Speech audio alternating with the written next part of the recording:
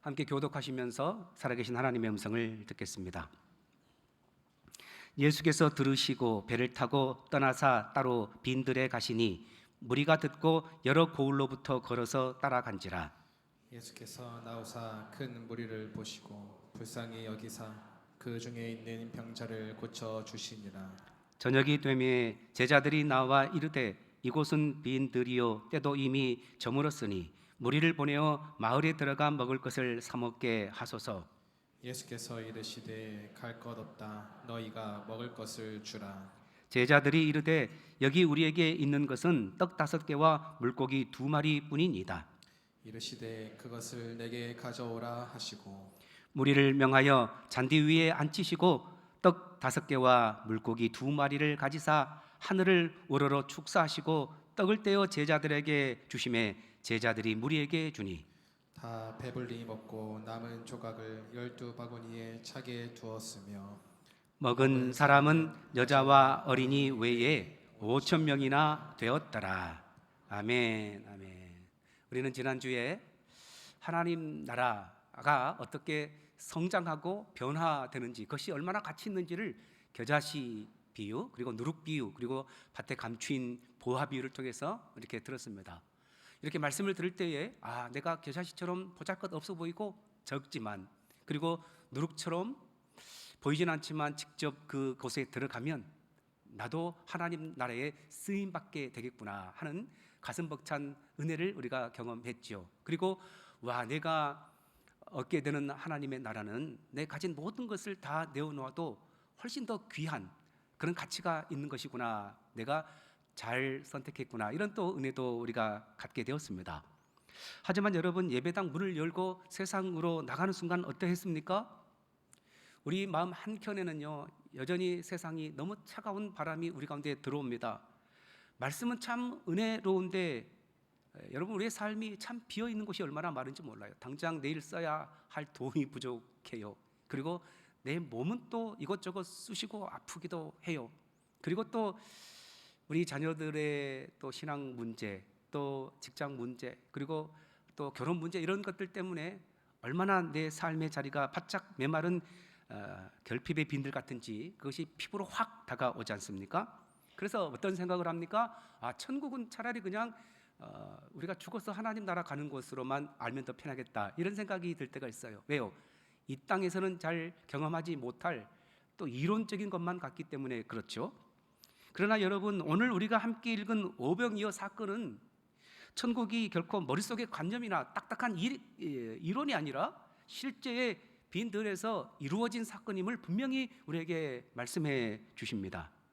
그래서 여러분, 오늘 선포되는 말씀을 통해서 내 삶의 자리가 텅 비어 있는 그 들판처럼 보이지만 그럼에도 불구하고 하나님 안에서, 예수 그리스도 안에서 얼마든지 풍성한 천국을 맛볼 수 있음을 발견하는 시간이 되시기 바랍니다. 오늘 본문이 보여주는 하나님 나라는요, 첫 번째 빈들에서 시작된다라고 가르쳐 줍니다. 오늘 본문을 좀 더 잘 이해하기 위해서는 본문 앞단락을 살펴보면 좋은데요, 1절부터 12절은요 또 다른 하나의 식탁이 소개되어 있어요. 헤롯의 생일잔치이지요. 헤롯이 왕이잖아요. 그래서 그 왕의 생일잔치니까 얼마나 좋은 산해진미가 가득했는지 생각해 볼 수 있죠. 초대된 하객들은 또 어떤 사람들이겠어요? 아마 관리들 또는 높은 사람들일 겁니다. 그들이 입은 옷은요, 빛나는 관복이거나 좋은 옷일 겁니다. 그런데요, 그 식탁 한가운데에 세례 요한의 잘린 머리가 놓여 있습니다. 화려했지만 생명을 죽이는 식탁이었어요. 이것이 하나님 없는 세상의 잔치입니다. 예수님은 그 헤롯의 생일 잔치에 관심이 없었어요. 예수님은 어디로 갔습니까? 13절에 보면 예수님은 빈 들로 가셨어요. 세례 요한 죽음 소식을 들으시고 기도하기 위해서 가신 거죠. 황막한 광야로 가신 겁니다. 그런데 예수님을 따라가는 사람들이 있었어요. 예수님이 간다는 소식을 듣고 빈들까지 걸어온 사람들, 어떤 사람이었냐 하면 병든 사람이었어요. 그리고 지친 사람들이었어요. 삶에 눌린 사람들이 예수님을 따라갔어요. 여러분, 세상의 눈으로 보면 빈들은 어떤 곳일까요? 말 그대로 비어 있는 곳입니다. 음식이 없어요. 먹을 것. 그리고 소망이 없습니다. 그리고 광야는 언제나 절망의 자리를 대표하고 있습니다. 그러나 바로 그 빈들에서 하나님의 나라가 시작되었음을 본문은 분명히 우리 가운데 확인시켜주고 있어요. 하나님은요, 언제나 광야를 주무대로 하나님의 역사를 일으키시는 것을 볼 수 있어요. 하나님의 사람 모세가 미디안 광야로 갔을 때에 그가 연단을 받았습니다. 하나님의 백성이 출애굽해서 광야에서 40년을 지나는 동안에 하나님께서 그들을 연단하셨습니다. 그리고 광야에서, 곡식이 풍성한 그런 곳이 아닌 광야에서 하나님은 40년 동안에 만나를 내려주셨습니다. 그리고 세례 요한도 어디로 갔어요? 사람들이 많은 도시 한복판에 가서 회개하라, 천국이 가까이 왔다 말하지 않았어요. 유대 광야로 가서 그곳에서 외쳤더니 사람들이 구름대처럼 몰려왔지요. 그리고 오늘 우리가 함께 읽었던 본문, 오병이어 기적이 어디서 일어났습니까? 사람들이 많이 몰리고 살아가는 그 도심 한가운데서 일어났습니까? 아니에요. 빈 들이었습니다. 광야였어요. 우리에게 광야 빈들은 실패처럼 보이지만 하나님께서 일하시는 주 무대가 바로 빈 들입니다. 여러분, 그렇다면 헤롯의 식탁과 예수님의 빈들의 차이가 뭘까요? 그 답을 14절이 이렇게 말합니다. 제가 읽습니다. 예수께서 나오사 큰 무리를 보시고 불쌍히 여기사 그 중에 있는 병자를 고쳐 주시니라. 아멘. 가장 중요한 것은 차이는 불쌍히 여긴 거죠. 우리가 이 불쌍히 여기다는 단어를 많이 접했습니다. 헬라어 원어는 스플랑크니조마인데요, 창자가 끊어질 만큼 깊이 아파다라는 뜻입니다. 예수님께서 먹을 것이 없고, 그리고 병들었고, 그리고 지쳐있고 짓눌려 있는 사람들을 볼 때에 아이고 안 됐네. 우리가 가끔 이제 어려운 사고를 당하거나 그런 소식을 들었잖아요. 아이고 안 됐네. 이렇게 그냥 끝나는 것이 아니었어요. 그 사람들을 볼 때에 예수님은 창자가 뒤틀리고 끊어질 것 같은 그런 아픔을 가지고 그들을 불쌍히 여기신 겁니다. 어느 시골 마을에 평생 자식만 바라보고 살아온 한 어머니가 계셨습니다. IMF 때에 이 아들이 돈을 많이 모아가서 실패했어요. 모든 것을 다 잃어버리고 고향 어머니 집에 내려왔습니다. 내려와서 다시 시작해야 될 텐데 그 아들이 자기 방에 들어갔어요. 잠을 자는 거예요. 하루 정도 푹 자고 모든 어려움 고난했던 삶을 떨쳐버리고 일어날 줄 알았는데 이틀이 지나고 3일이 지나도 밥상도 받지 않고 계속해서 누워만 있습니다. 어머니 속이 타들어갔어요. 그래서 마침내 사흘째에 방문을 열고 들어갔어요. 아들의 등을 쓸어주며 말했습니다. 아들아, 밥 먹자. 네가 아프면 내 창자가 끊어진 것 같단다. 살아서 내 곁에 와준 것만으로도 나는 얼마나 감사한지 모른단다. 네가 아프면 내 창자가 끊어진단다. 이 말을 듣고 아들이 일어났습니다. 기운을 차렸다고 하죠. 여러분, 이것이 바로 주님의 긍휼입니다. 하나님의 나라는요, 환경이 좋을 때에, 물자가 많을 때에, 사람들이 많이 모인 곳에서만 시작되는 것이 아니에요. 오히려 예수님의 긍휼, 불쌍히 여김이 있는 곳에서 시작되는 것입니다. 빈들이라도, 그러니까 주님의 긍휼이 있냐 없냐가 중요한 거죠. 아무리 물자가 풍요로워도 긍휼이 사라진 곳은요, 오늘 본문 바로 앞에 앞달락이 있는 헤롯의 식탁처럼 죽음의 자리가 될 수도 있는 것입니다. 우리의 삶에 또 빈들이 있죠. 병상의 빈들, 사업의 빈들, 가정의 빈들, 눈물의 빈들이 있어요. 여러분, 그래서 낙심이 되십니까? 그래서 포기하고 싶습니까? 나는 안 된다고 체념하고 계십니까? 기억하세요. 오늘 본문에서는요, 빈들이라고 하나님이 포기한 거냐? 그렇지 않다고 분명히 말씀하고 있어요. 하나님의 역사하시는 주무대가 빈들이다. 우리가 비어 있을 때에, 그때에 하나님께 주목하게 되기 때문입니다. 내 삶이 아직도 빈들 같을지라도 내가 누군가의 눈물을 훔쳐줄 만한 여력이 있다면 하나님은 우리를 사용할 겁니다. 여러분, 내가 가진 것이 아무것도 없는 텅텅 빈 들이고 문제투성일지라도 넘어져 있는 사람 손 좀 잡아 드릴 수 있는 여력이 있다면 하나님은 바로 그 자리가 하나님 나라 시작하는 자리로 사용하실 겁니다. 이번 한 주도 우리 모두 주님의 이 불쌍히 여긴 마음 가지고 살아감으로 하나님의 나라를 맛보는 우리가 되시기 바랍니다. 두 번째, 하나님의 나라는 주님의 손에 맡길 때에 나타납니다.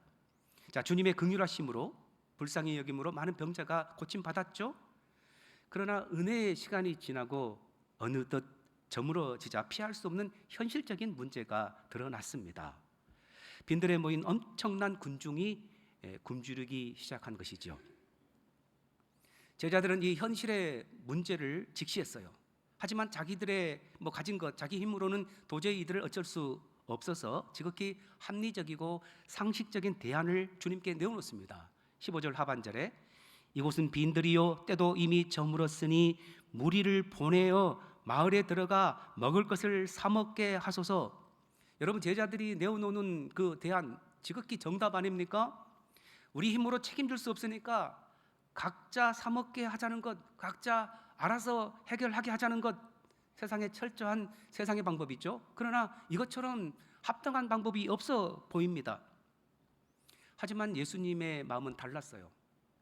다른 성경에 보면 이들이 집에 돌아가다가 길가에서 가다가 기진할까 보다 이런 염려하는 마음이 있었어요. 이것이 바로 예수님의 불쌍히 여기는 마음이죠. 그래서 이 마음 가지다 보니까 그들을 그냥 돌려보낼 수가 없었어요. 무엇이라도 좀 요기를 하고 먹이고 싶은 것이 예수님의 마음이었죠. 그래서 제자들의 상식을, 우리의 상식을 완전히 깨부수는 충격적인 명령을 하십니다. 16절에 예수께서 이르시되 갈 것 없다, 너희가 먹을 것을 주라. 여러분, 너희가 먹을 것을 주라, 이 말 우리도 많이 들었죠. 너희가 이 일을 좀 와서 봉사라, 네가 와서 좀 손대달라, 이런 말 들을 때마다 여러분, 우리는 이 엄중한 주님의 그 명령 앞에서 제자들과 똑같은 이런 핑계를 댈 때가 얼마나 많은지 모릅니다. 주님, 저는 못합니다. 보다시피 저는 먹고 살기에 바쁩니다. 저는 배운 곳이 별로 없어서 또는 저는 시간이 넉넉지 않아서요. 그러면서 뭐라고 말합니까? 나중에요, 애들 좀 키워놓고요, 나중에 형편이 좀 나아지면요, 돈이 좀 더 생기면 그때 드리겠습니다. 이것이 우리가 하나님 앞에 내어놓은 핑계였죠. 혹시 여러분 이런 찬양 기억나십니까? 주여 우린 연약합니다, 우린 오늘을 힘겨워합니다, 주 뜻 이루며 살기엔 부족합니다. 얼마나 우리의 현실을 잘 직시한 찬양 가사인지 모르겠어요. 우린 이렇게 연약합니다, 잘 못한다는 거죠. 하지만 오늘 본문에서 제자들이 우리와 구별된 위대한 신앙이 여기서 빛을 발하는데요, 제자들은 못합니다, 못해요 라고 끝내버린 것이 아니었어요. 너희가 먹을 것을 주라 라는 예수님의 말씀 앞에서 자기들이 가지고 있는 것이 무엇인지를 한번 살펴보았어요. 그리고 예수님께 뭘 가지고 왔냐면요, 보리떡 5개와 물고기 2마리를 가져왔어요. 여러분, 장정만 몇 명이라고요? 장정만 5,000명이에요. 아이들까지 하면 2만 명이 넘잖아요. 그런데 보리떡 5개와 물고기 2마리, 정말로 우리가 콩 한 쪽도 나눠 먹으라는 그 옛날에 이런 말 따라 그것을 짧게 쪼개면 몇 명에게나 나눠 먹을 수 있겠어요? 한 20-30명에게 나눠 먹을 수 있겠어요? 그런데 2만 명에게 이거는 아무것도 아니잖아요. 우리가 지난주 말씀으로 치면 눈에 보일 듯 말 듯한 불면 날아가 버리는 겨자씨 한 알과 같은 것이었어요. 그런데 제자들이 가져온 이 초라한 오병이어 보고 예수님께서 이것밖에 없어, 더 찾아봐라 라고 말씀하시지 않았어요. 18절에서 주님은 온유하지만 단호하게 선언하십니다. 그것을 내게로 가져오라. 그리고 본문 19절 중반절에 주님의 연속된 행동을 이렇게 알려줍니다. 떡 5개와 물고기 2마리를 가지사 하늘을 우러러 축사하시고, 여기서 중요한 것은 축사입니다. 감사죠. 지금 예수님의 손에 올려진 것이 뭡니까? 보리떡 5개와 물고기 2마리입니다. 기적이 일어나지 않았어요. 그러나 예수님은 이것을 가지시고 하늘을 우러러 하나님께 감사, 축사하신 것입니다. 어떻게 이것이 가능했겠습니까? 예수님은 없고 없는 부족함보다 하나님의 능력을 바라보시고 감사한 것이죠. 예수님의 손에 들려진 순간 작은 오병이어는 더 이상 평범한 어린아이의 도시락이 아니었어요. 하나님의 나라를 맛보게 하는 통로가 된 것입니다. 여러분, 여기에 천국의 위대한 비밀이 숨겨져 있는데, 예수님은 우리에게 빌딩 한 채 정도는 또 헌금하라, 몇 100만 원을 가지고 오라 라고 말씀하지 않았어요. 너희 한두 사람 가지고 되겠어? 사람들을 좀 많이 모아오라 라고도 말씀하지 않았습니다. 그저 너의 손에 있는 것, 지금 그것 가져오라고 말씀하고 있어요. 어쩌면 너무 작아서 손이 부끄러울 것처럼 보이는 오병이어, 그것을 내게로 좀 가져오라고 주님께서 말씀하십니다. 여러분 살펴보면요, 우리 교회도 이 오병이어 내놓은 분들이 얼마나 많은지 모릅니다. 주중에 직장 다니고 일하고 하는데 얼마나 피곤합니까? 그럼에도 불구하고 새벽에 와서 앉아서 기도하고 찬양하는 분들 보면요, 한가해서 나오신 분들이 안 계세요. 정말 하나님 앞에서 내가 기도의 자리 지키기 위해서 그렇게 하나님 앞에 10분, 20분 기도하는 그것이 바로 오병이어인 것입니다. 여러분 삶을 살아가다 보면 돈 쓸 일이 얼마나 많은지 몰라요. 기본적으로 먹고 입고 잘 것, 사람 만날 때에 또 뭐 커피도 사 먹어야 되죠. 자녀들에게 뭔가를 줘야 되잖아요. 그런데 교회에서 여름 신앙 훈련한다고, 선교 또 팀 보낸다고 계속해서 후원을 또 해달라고 해요. 그리고 오늘 같은 날은 또 있잖아요. 모금도 합니다. 그때에 없지만 좀 줄이고 내가 쓸 것 줄여서 10,000원이라도 헌금함에 후원함에 넣는 것, 이것이 오병이어인 것입니다. 주중에 일도 하고 또 주일날 또 좀 유일하게 쉬어야 되는데 아침 일찍부터 나와서 1부 예배 드리고 2부 때나 또는 3부 때는 어디 갑니까? 청소년부나 교회 학교 가서. 요즘 애들이 말을 잘 듣습니까? 그렇지 않아요. 자기 애들이나 이쁘지요? 남의 애들 뺀질거리고 말 안 듣는 거 보면 얼마나 쥐어받고 싶은지 몰라요. 쥐어받지도 못하고 주님의 사랑으로 깨안으면서 땀방울 흘려가면서 섬기는 그것이 바로 오병이어인 것이지요. 여러분 기적은 언제 일어납니까? 주님, 제가 가진 건 너무 보잘것없지만 혹여나 주님께서 이것도 받아주신다면 이거 제가 드리겠습니다, 이런 마음으로 새벽기도 나와서 10분 교회를 위해서 기도하는 것. 그리고 말씀드린 것처럼 가진 것이 이것밖에 없는데요, 혹여나 도움이 된다면 주님 이것도 내놓겠습니다, 1,000원, 10,000원 내어놓는 것. 그리고 주님 나라 위해서, 하나님 제가 할 수 있는 것이 별로 없지만 교회 학교를 위해서 혹은 주방에서 작은 섬김을 하겠습니다, 이렇게 봉사하는 것, 이것이 하나님 나라 기적의 출발점인 줄 믿습니다. 여러분 내 계산을 멈추세요. 세상의 상식도 내놓으시고 주님 손에 얹어 놓기만 하면 그것은 반드시 하나님의 오병이어 기적을 체험하게 되는 놀라운 역사의 출발점인 줄 믿습니다. 마지막 세 번째, 하나님의 나라는요, 나눔을 통해 퍼져갑니다. 예수님은 축사하신 후에 무리에게 떡을 직접 이렇게 숨겨가지고 막 나눠주지 않았어요. 19절 하반절은 이렇게 말합니다. 떡을 떼어 제자들에게 주시매 제자들이 우리에게 주니. 예수님은 혼자 하나님의 나라를 이뤄간 것이 아니죠. 제자들의 손을 사용하셨어요. 생명의 떡은 예수님의 손을 거쳐 제자들의 손으로 그리고 수많은 사람들에게로 나누어졌지요. 나누어지고 흘러가는 것, 이것이 하나님 나라의 원리입니다. 오병이어가 말씀드린 것처럼 보리떡 5개인 떡, 큰 손바닥만한 떡이 아니에요. 조그만한 떡, 물고기도 생선 2마리라고 했지만 어쩌면 작은 2토막일 수도 있어요. 그냥 정말로 평범한 어린 아이의 도시락. 이것이 예수님께서 축사하시고 12명의 제자들에게 나눠지니까 딱 보니까 분명히 하나였는데 12명이 다 오병이어를 갖고 있는 겁니다. 얼마나 큰 기적이에요. 제자들이 아마 놀랬을 겁니다. 이건 놀래고 나서 와, 도시락이 생겼네 하고 12명이 모여서 우리라도 배불리 먹자 하고 먹었다면 기적은 거기에서 멈췄을 겁니다. 그러나 제자들은 그러지 않았어요. 분명히 주님의 능력을 경험하고 예수님의 명령 따라 50명씩 앉히고 나서 그들에게 나눠지기 시작했습니다. 나눌 때에 모두가 배불리 먹고 12광주리가 거두게 된 거죠. 여러분, 생명은 흘러갈 때 살아있게 되는 겁니다. 의사들은 말합니다. 우리 몸의 피가요, 몸을 계속 순환하지 않으면, 멈춰버리면 죽는다. 헌혈을 알죠, 여러분? 헌혈. 우리가 누군가를 살리기 위해서 헌혈을 하게 되면요, 피를 한 400ml 정도 뽑게 되는데, 우리가 피를 뽑으면 우리 신체가 줄어듭니까? 아니면 수명이 단축됩니까? 그렇지 않습니다. 우리가 피를 남을 위해 내어주는 그 순간 내 몸의 심장과 골수가요, 비상벨을 울리면서 즉시 깨어납니다. 그리고 초당 200만 개가 넘는 새롭고 맑은 적혈구를 폭발적으로 생산하기 시작합니다. 그것이 하나님이 우리에게 심어놓은 장치입니다.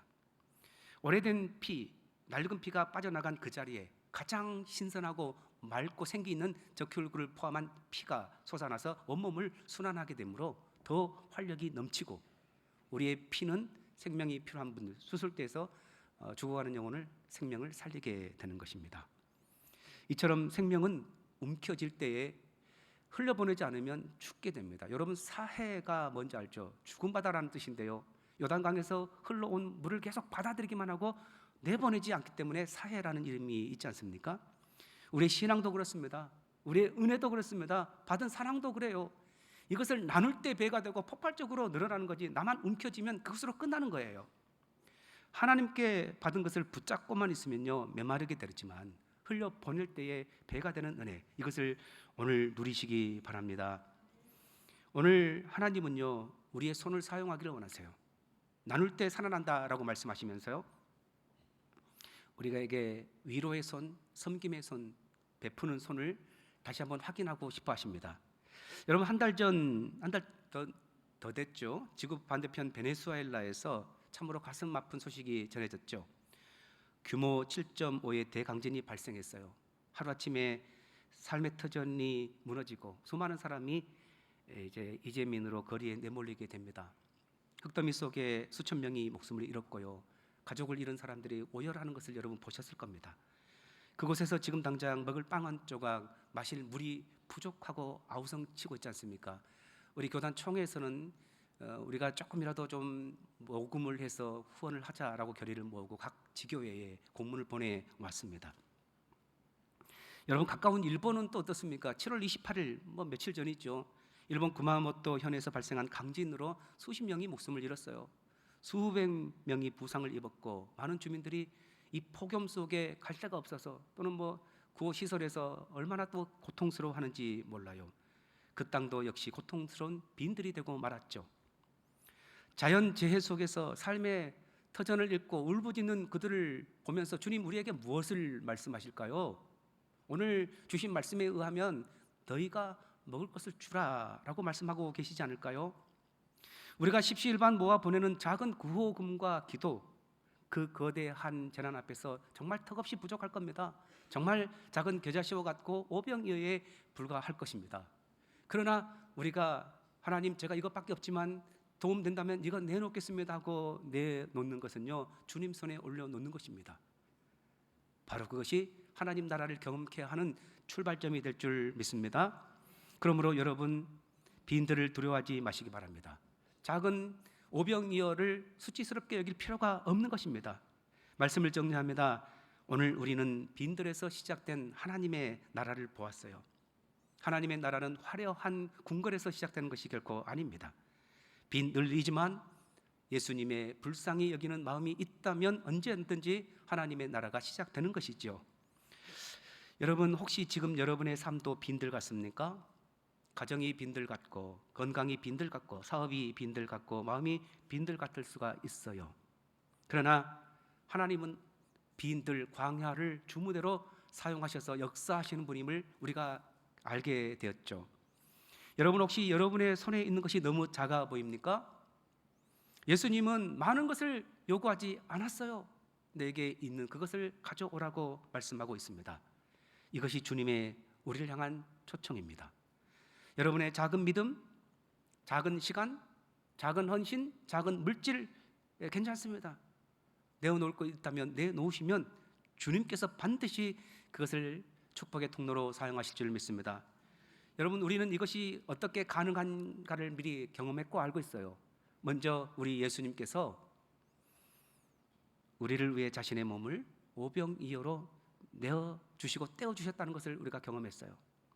예수님은 아주 초라한 육신의 몸을 입고 이 땅에 오셨죠. 그리고 우리를 위해서 친히 오병이어가 되셔서 십자가에서 갈기갈기 찢겨주시면서 우리를 위해서 그것을 떼어주셨잖아요.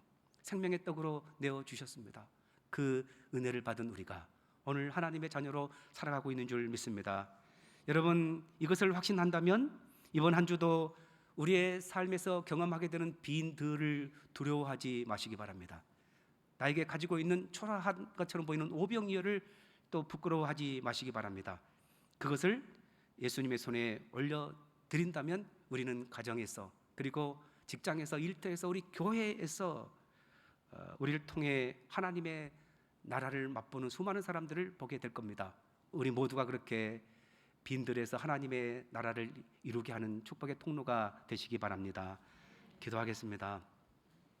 무더운 여름 날씨에 주님 자녀들이 모여 예배할 때에 하나님, 우리의 삶이 빈들일 수 있지만 그러나 낙심하지 말라고, 이 빈들에서 하나님의 나라가 시작된다고 말씀해 주셔서 감사합니다. 하나님, 수많은 이웃들이 고통당하고 있는 현실을 바라보면서 주님, 그러나 저는 못해요, 제가 가진 것이 없는데요, 이렇게 고민하고 있는 우리에게 아니다, 너에게 있는 것 조금이라도 있으면 된다, 그것을 가져오라고 말씀하신 줄 믿습니다. 오병이어가 너무 초라해 보이지만 그러나 주님의 손에 올려놓기만 하면 5천 명도 먹이고 2만 명도 먹이는 위대한 하나님 나라 시발점, 출발점이 되는 줄 믿습니다. 이 확신 가지고 이번 한 주도 주여 믿음으로 빈들 같은 곳에서 하나님의 나라를 맛보며 오병이어 기적을 경험하며 살아가는 주의 자녀들 꼭 되게 하여 주시옵소서. 베네수엘라에 고통당하는 이재민들, 일본의 강진 때문에 힘들어하는 하나님, 그 자녀들을 불쌍히 여겨주시고 하나님께서 그들을 안아주시고 꼭 회복시켜 주옵소서. 예수님 이름으로 기도하옵나이다. 아멘.